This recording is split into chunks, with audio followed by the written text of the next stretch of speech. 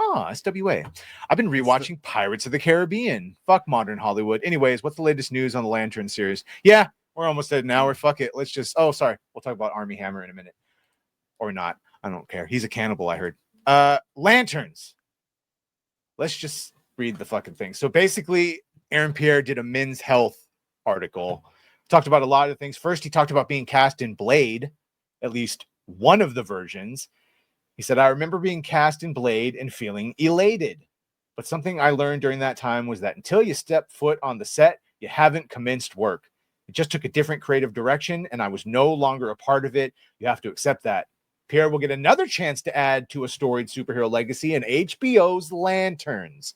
Kyle Chandler plays Hal Jordan, for decades the most prominent comic book character to hold the title of Green Lantern. Pierre plays John Stewart, the first Black comic book character to take up the mantle. He was introduced in 1971 and would later become the defining Green Lantern for a new generation because of, Justice League and Justice League Unlimited. Now, before we read what he says, first, what Chris Mundy, the showrunner, because shocker, we actually had the showrunner of a DC property talk about it, not just James. Do you think what was your biggest fear for Lanterns? Racism. Tom King and Tom King. So my greatest fear was that Hal Jordan would be a toxic white male piece of shit that is going to be killed or replaced to give a black man that didn't need the glow up a glow. In other words, everyone already likes John Stewart. All you have to do is accurately depict him as a strong former Marine.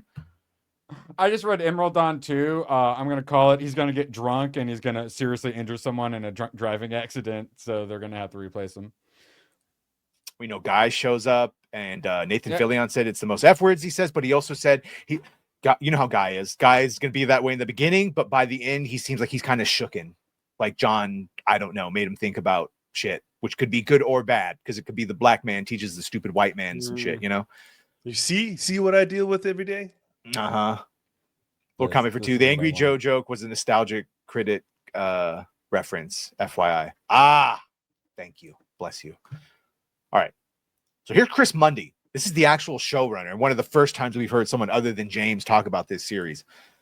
So Chris Mundy, the Lanterns showrunner, known for writing prestige crime thrillers like Ozark, Bloodline, and True Detective, says the series is as much of a buddy cop show as a superhero show.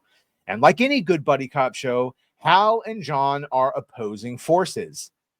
Our show, pucker your butts, our show is in a lot of ways about replacement. When should someone step aside?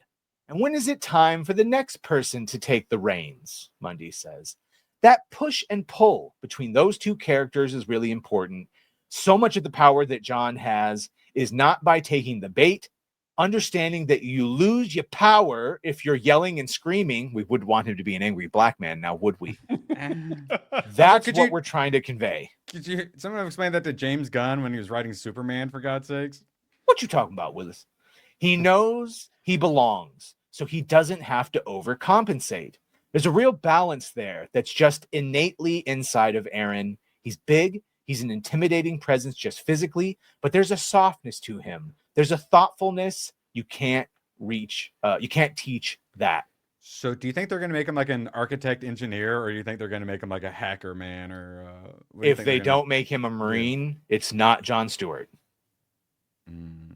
It's not John Stewart. That's one of those that, like, his time in the service plays a great bit of how the Marine Corps, the Green Lantern Corps, from one corps to another.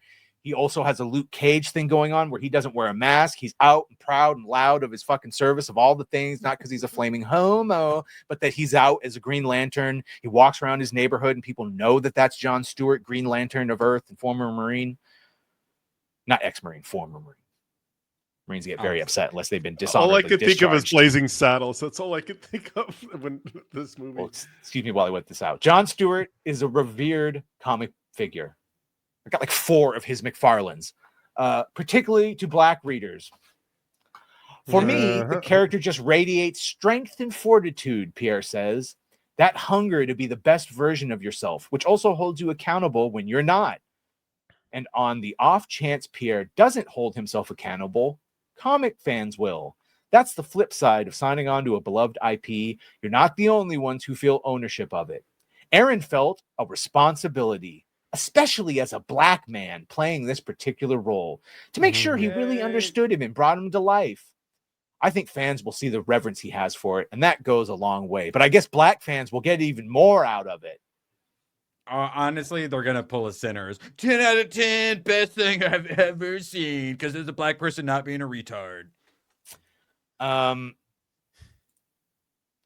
You know where they're going Come with on, this. guys. You know the direction they're going with this. Of course. Not looking It's forward not to it. even going to be a Riggs Murtaugh, I'm too old for this shit. It's going to be a fucking, your time is gone, old man. No, it's going to be like a Jackie Strung Robinson. out. He's gonna say 48 okay, Boomer. hours. Yeah.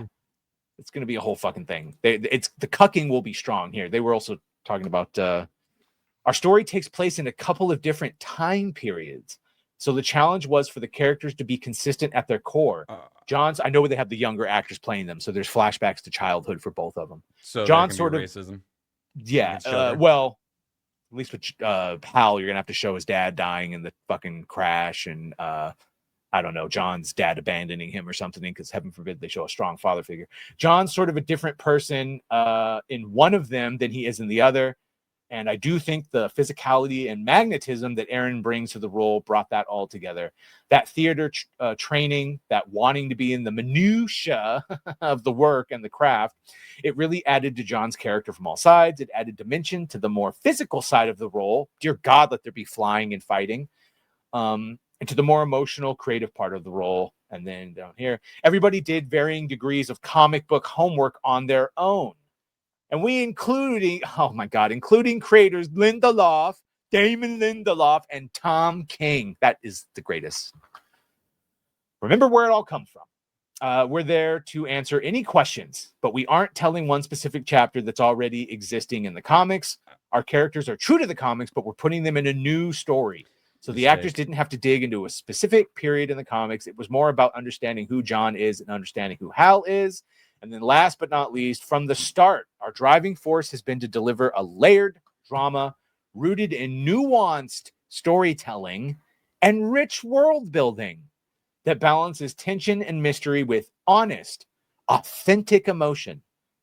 The goal is to create something that feels timeless and grounded without sacrificing the magic of the source material. Bro, they're fucking space cops that wear green outfits with white gloves. They fly around and make Hot Wheels fucking things come to pop out. Like,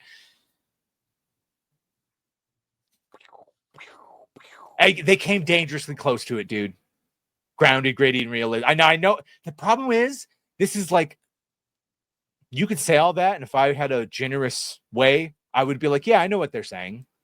Like, remember the Indiana Jones game where he said for a modern audience, and we went, oh, and it turns out he really did just mean for a modern audience what you expect from a quality of life. Is like, it was how he said it, though. It was how he fucking said it. I know. Well, that's the thing. Halo just said the same thing, right? But they might just mean the running and the other quality of life gameplay things, right? But the face that Erwin is making is the face that we're all making in here because we've been fucked over so hard. I feel like I'm gonna like it about as much as I like Daredevil Born Again.